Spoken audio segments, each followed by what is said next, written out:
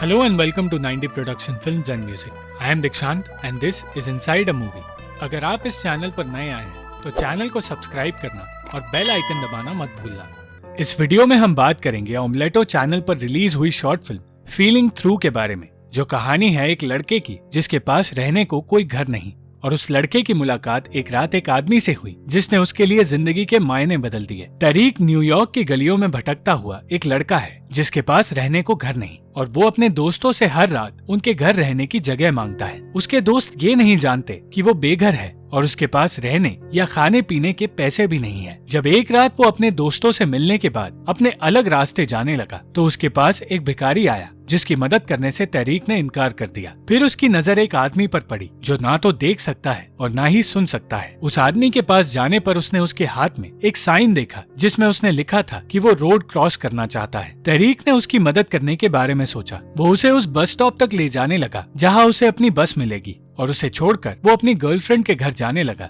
जिसके घर वो उस रात रह सकता है। पर फिर उसे पता चला कि जिस बस का वो आदमी इंतजार कर रहा है उसे आने में थोड़ा वक्त लगेगा। इसलिए ये सोचकर कि उस आदमी से वो बस छूट जाएगी, तरीक उसके पास ही बैठ गया। उस आदमी को प्यास लगी थी और ना चाहते हुए भी तरीक को उसे संभालते हुए पास की एक दुकान पर ले जाना पड़ा। उस दुकान में उसके लिए उसने एक सोडा और अपने लिए एक चॉकलेट लेकर कुछ पैसे अपने पास रख लिए। जब वो दोनों वापस बस स्टॉप आने लगे तो वो बस जिसका इंतजार वो दोनों कर रहे थे वहाँ से निकल गई और फिर तरीक को ना चाहते हुए भी उस आदमी के साथ कुछ और देर रुकना पड़ा। कुछ वक्त बाद बस स्टॉप पर बैठे हुए उन दोनों ने एक दूसरे से जान पहचान की और उस आदमी ने बताया कि उसका नाम आरटी है। आरटी से पूछने पर उसने बताया कि इतनी देर तक वो बाहर इसलिए था क्योंकि वो एक डेट पर गया था। और जब आरटी ने पूछा कि तरीक क्यों बाहर है तो हिचकिचाते हुए तरीक ने कहा कि वो भी डेट पर ही गया था। पर आरटी समझ गया कि तरीक सच्चाई छिपा रहा है। फिर आरटी को पता चला कि उसकी बैग में एक पानी की बोतल पहले से थी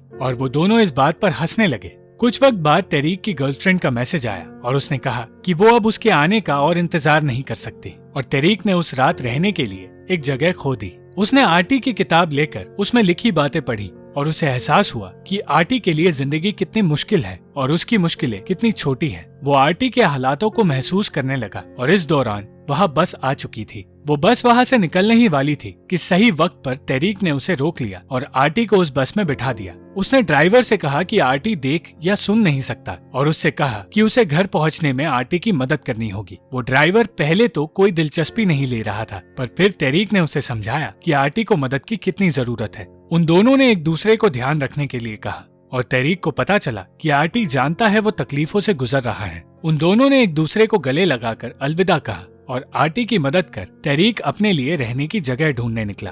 उस वक्त तरीक ने उसी भिखारी को देखा और अब जब तरीक ने आरटी के साथ रहकर हमदर्दी का सबक सीख लिया, उसने आरटी से लिए पैसे उस आदमी के पास छोड़ दिए और वहां से चला गया। हमारे व्यूअर्स की डिमांड पर हमने फीचर फिल्म्स के साथ साथ शॉर्ट फिल्म्स को एक्सप्लेन करना भी शुरू किया है क्योंकि हम आपके लिए वो शॉर्ट फिल्म्स लाना चाहते हैं जो फीचर फिल्म्स की तरह ही बेहतरीन है। अगर आप किसी शॉर्ट फिल्म को एक्सप्लेन करवाना चाहते हैं तो आप उस शॉर्ट फिल्म का नाम या लिंक कमेंट सेक्शन में लिख सकते हैं।